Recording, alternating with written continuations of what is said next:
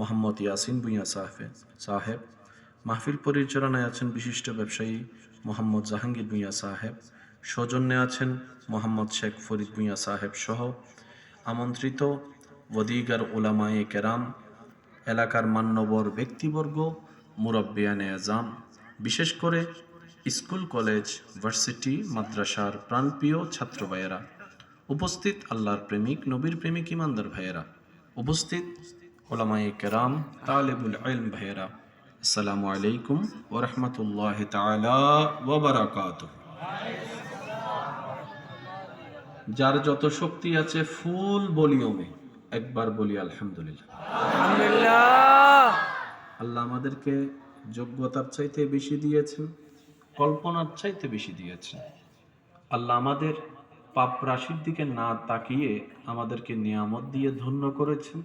আল্লাহ তাআলা আমাদেরকে অনেকের তুলনায় ভালো রেখেছেন, সে শুকরিয়া আদায় করে একবার বলি আলহামদুলিল্লাহ। আজকের মাহফিল যারা আয়োজন করেছেন, এই আয়োজনের ক্ষেত্রে প্রকাশ্যে গোপনে যারা যেখান থেকে সহযোগিতা করেছেন, ইতিমধ্যে আমরা যারা মাহফিলে উপস্থিত হয়েছি, যারা উপস্থিত হয়েছিলাম, যারা উপস্থিত হব, যারা দূর থেকে আজকের মাহফিলকে শ্রবণ করছি, রব্বুল আলামিন মেহেরবানি করে আমাদের সবার অতীতের সমস্ত কবিরা সগীরা গুনাহকে মাফ করে দিন। আল্লাহ মেহেরবানি করে আমাদের সবার মা বাবার গুনাহ মাফ করে দিন।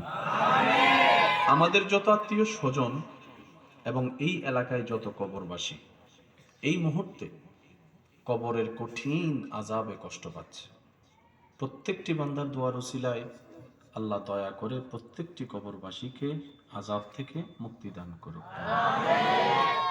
সম্মানিত উপস্থিতি, আপনাদের ভালোবাসার ডাকে সাড়া দিয়ে রবের রহমতে যথাসময়ে উপস্থিত হওয়ার আল্লাহ যে তৌফিক দিয়েছেন, সবার কাছে আমার একটা নিবেদন থাকবে, যেটুকু সময় আল্লাহ তাআলা আমি অধমকে বলার সুযোগ দান করবেন, এই সময়টুকু সবাই আল্লাহর ওয়াস্তে মনের কান দিয়ে শোনার চেষ্টা করবেন।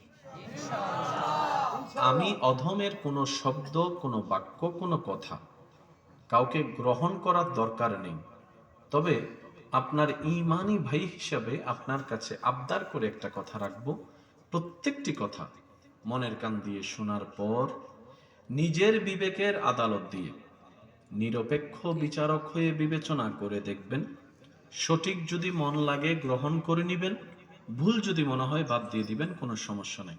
তৃতীয় নম্বর অনুরোধ, আমাকে একটু